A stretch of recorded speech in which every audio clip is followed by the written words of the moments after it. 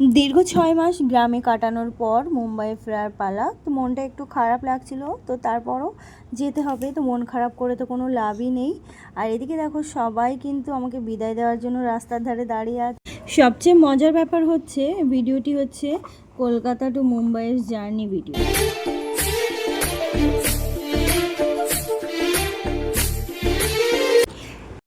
Hello everyone, আসসালামু আলাইকুম। কী অবস্থা সবার, কেমন আছো তোমরা সবাই? আশা করছি ভালো আছো, আমরা খুবই ভালো আছি। তো এখানে দেখো মুম্বাইয়ে আসার দুদিন আগেকার ভিডিও এটা। দুদিন আগে আমি কত ব্যস্ত ছিলাম, এখানে যাচ্ছিলাম ওখানে যাচ্ছিলাম, মানে মুম্বাইয়ে আসার দুদিন আগে খুবই ব্যস্ত হয়ে পড়েছিলাম। তো সেই ব্যস্ততার মধ্যেও কিন্তু ছোট ছোট ভিডিও ক্লিপ আমি তুলে রেখেছিলাম, তো সেগুলো আর তোমাদের সাথে আমার শেয়ার করা হয়নি। তো আজকে ভাবলাম যে একটু শেয়ার করা যাক। তো যাই হোক, সেজন্য আর কি এই ভিডিওটা তোমাদের সাথে একটু শেয়ার করছি। তো দেখতে থাকো তোমরা ভিডিওটি লাস্ট পর্যন্ত।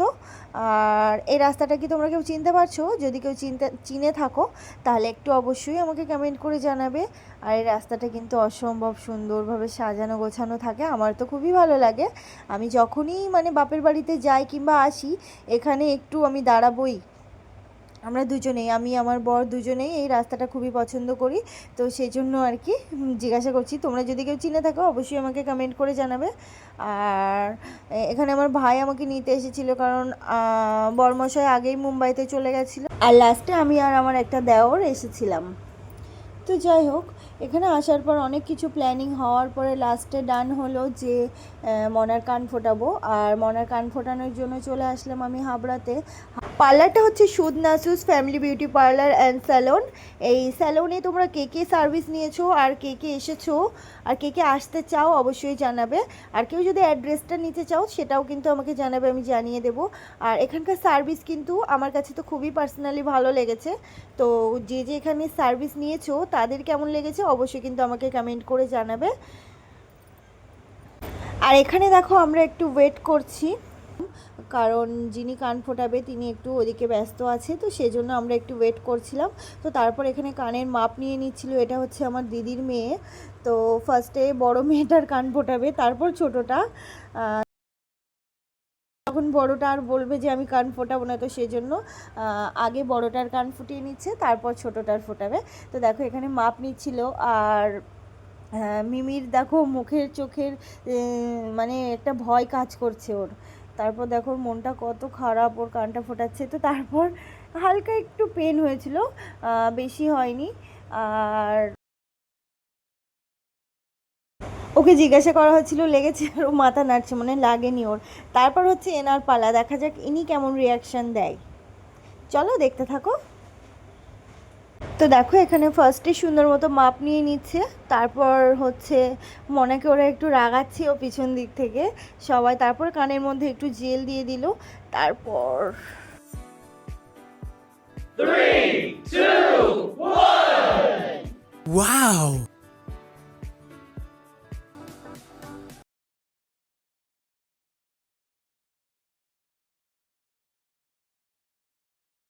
এরপর দেখো সব হয়ে গেছে, কান ফোটানো দুজনেরই হয়ে গেছে। আর দেখো মনা তো খুবই হ্যাপি, কানটাকে দেখো এক সাইড করে দেখাচ্ছে। আর মিমি দেখো ভয়ে একটু কান্না করছে, খুব আদুরে একটা মেয়ে সেজন্য।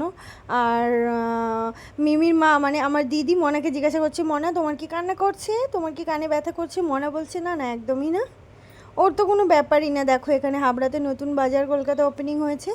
এরপর সন্ধ্যা হতে না হতেই রওনা দিয়ে পড়লাম শ্বশুরবাড়ির দিকে, কেননা সকালবেলা হচ্ছে আমার মুম্বাইয়ে আসার জন্য ট্রেন ছিল। তো সেই জন্য রাত্রেবেলা সেখানে গিয়ে আমার উপস্থিত থাকতে হবে, নয়তো বাপের বাড়ি থেকে শ্বশুরবাড়ি আমার অনেকটা দূর, সকালবেলা আমি গিয়ে পৌঁছাতে পারবো না সেজন্য।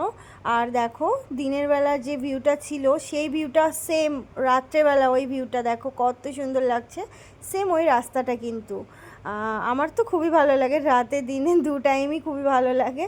আর দেখো এখানে আমরা দুই বোন মিলে মাকে নিয়ে টানাটানি করছি, ও বলছে মা আমার, আমি বলছি মা আমার, কিন্তু মা তো সবাইয়েরই, কিন্তু একটু মজা করছিলাম। যাই হোক, তো ফাইনালি সকাল হয়ে গেল অ্যান্ড সবাই চলে এসেছিলো আমাকে হচ্ছে বিদায় দেওয়ার জন্য।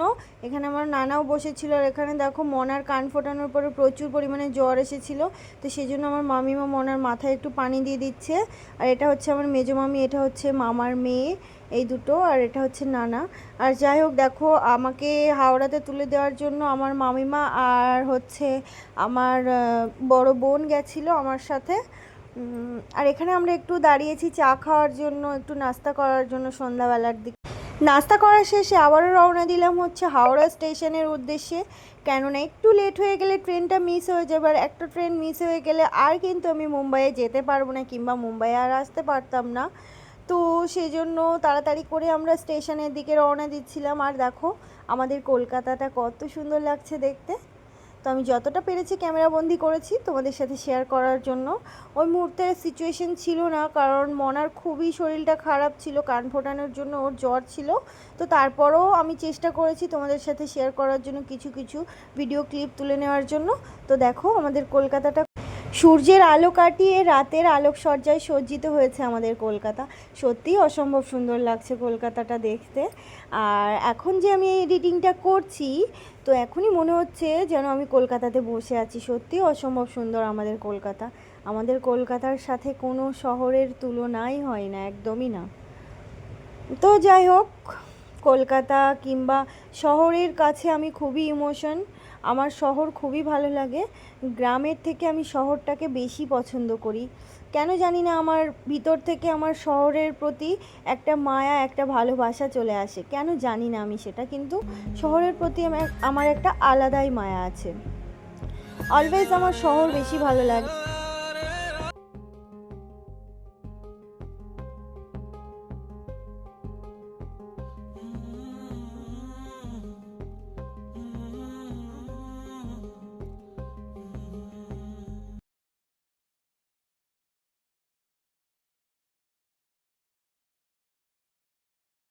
এদিকে দেখো মনার মনটা কত খারাপ, ওকে একা একা মুম্বাইয়ে চলে যেতে হচ্ছে সেজন্য। আর ও এখনও বুঝে উঠতে পারছে না যে এনারা কেউই যাবে না আমাদের সাথে, শুধু আমি আর মনা আর আমার দেওর একাই যাব। যখন ও লাস্ট পর্যন্ত আসবে তখন ওর রিয়াকশানটা দেখবে শুধু তোমরা। জাস্ট ওয়াও ছিল ওর লাস্ট মোমেন্টের রিয়াকশানটা। তো দেখো এখানে আমরা একটু ছোট ছোট ভিডিও ক্লিপ তুলে নিচ্ছি তোমাদের সাথে শেয়ার করব বলে। তো দেখো তারপরে ফাইনালি আমরা চলে এসেছি হচ্ছে স্টেশন। আর এই স্টেশনটার নাম কি কেউ জানো? জেনে থাকলে কিন্তু তোমরা অবশ্যই আমাকে জানাবে। তো চলো এখন আমরা স্টেশনের দিকে যাই, ভিতরের দিকে দেখা যাক কোন স্টেশনে আমরা আসলাম। আর আমার যে ক্যামেরাম্যান ছিল আমার দেওর, সে আমার ক্যামেরার পুরো 12টা বাজিয়ে দিয়েছে। একবার ক্যামেরা আড়ে করছে, একবার লম্বাই করছে, মানে ওর মনের মতো করে ক্যামেরা করছে। ও নিজেই জানে যে ক্যামেরাটা কেমন হবে, ওর শুধু বলেছি ক্যামেরা করো আর ও করছে, কিন্তু ক্যামেরা কেমন হচ্ছে, ভিডিওগুলো কেমন বেরোচ্ছে ওর কোনো আইডিয়া নেই। যাই হোক ভিডিওগুলো দেখো এমন বেরিয়েছে। তো তারপরও আমি এই ভিডিও ক্লিপগুলো রেখে দিয়েছি আমার ব্লগে, কেননা হচ্ছে এগুলো একটু স্মৃতি হিসেবে থেকে যাবে সারা জীবন, সেজন্য আর কি। আর এখানে দেখো আমরা কত রাস্তা হেঁটে যাচ্ছি, তারপরও রাস্তা শেষ হচ্ছে না, কত দূর আমাদের হাঁটতে হচ্ছে। তারপরে আমরা লাস্ট পর্যন্ত অবশেষে আমাদের ট্রেনটাকে খুঁজে পেলাম। দেখো অনেকগুলো রাস্তা হাঁটতে হয়েছে জানো তো, সেই সব ভিডিওগুলো আর নিইনি। তো তারপর ফাইনালি আমরা ট্রেনের মধ্যে উঠে পড়েছি।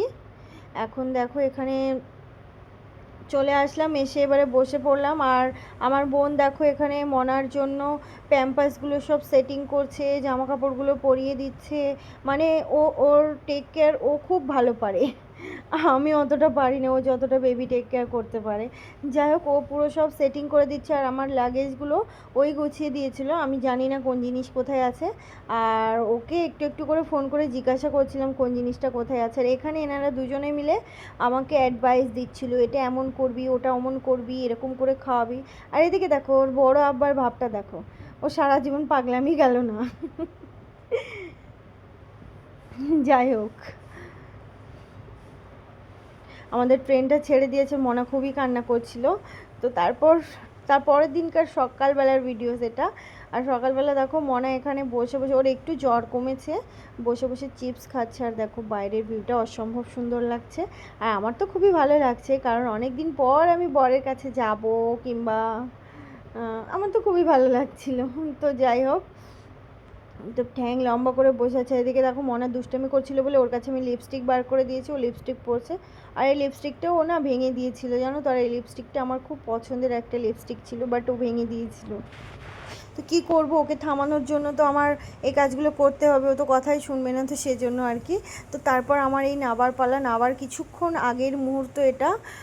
তারপর ফাইনালি দেখো বরের সাথে দেখা হয়ে গেল। ওয়াও, আমার বরকে কত কিউট লাগছিল সেদিন। তো দেখো কত কত লাগেজ ছিল আমার কাছে। তো ফ্রেন্ডস, ফাইনালি মুম্বাই তো চলে এসেছি। তো রুম পর্যন্ত যেতে গেলে তো একটা ট্যাক্সি করতেই হবে।